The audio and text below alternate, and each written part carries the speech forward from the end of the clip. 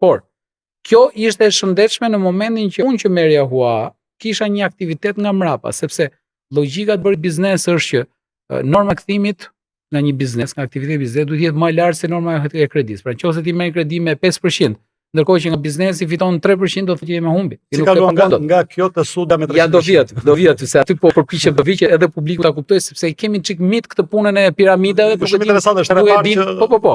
Jo, janë bërë studime, po njerëzit nuk e njohin.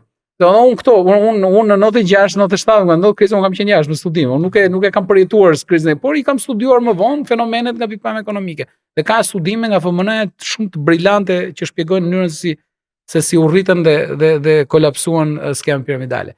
Dhe arritëm në pikën sa këto biznese ishin të qëndrueshme, pra merrnin kredi nga njerëzit, nga njerëzit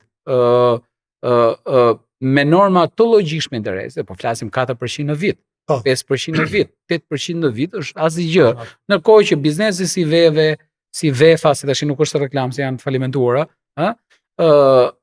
kish norma kthimi 20-25%, kjo është një rritje e shëndetshme. Pra ti merr borxh me 5, ndërkohë që ti fiton 25, ke mundësi të paguash dhe borxhet mbrapsht njerëzve, je korrekt me njerëzit, edhe të bësh biznes dhe financosh aktivitetin. Kjo është e logjikshme. Prandaj tash, sa kohë bizneset kishin aktivitet nga mbrapa, pra bizneset huamarrëse, kjo bënte sens. Madje ke edhe raportet bankës botërore që e mbështetsin këtë formë kreditimi, pavarësisht se banka prej tyre kishin, për shembull. Banka e Shqipërisë në ato kohë ka qenë shumë radikale. Vefa Gjallica kishin një sër biznese, po kishte të tjerë. Ishte e shëndetshme. Tash ku kput filmi?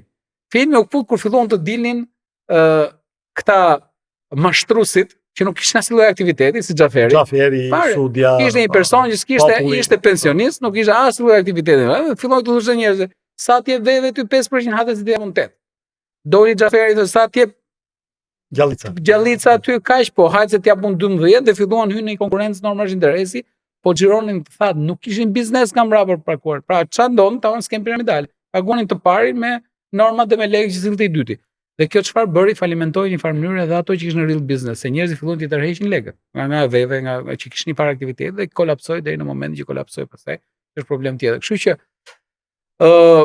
mas 95-s e kemi pas fiktive rritje më pas, sepse njerëzit filluan nuk prodhonin më, nuk kishte vlerë të shtuar në ekonomi, po xhironin me atë dhjam që kishte ekonomia në mënyrë fiktive. A bëm gabime shumë, dhe kjo pastaj hyn edhe në atë logjikën e tregut specifik shqiptar, sepse ndoshta njerëzit nuk e dinë, po për shembull skemat piramidale kanë kolapsuar në Maqedoni në 98, një vit mas Shqipërisë. Por maqedonësit nuk dolën rrugëve të vrisin njëri tjetrin.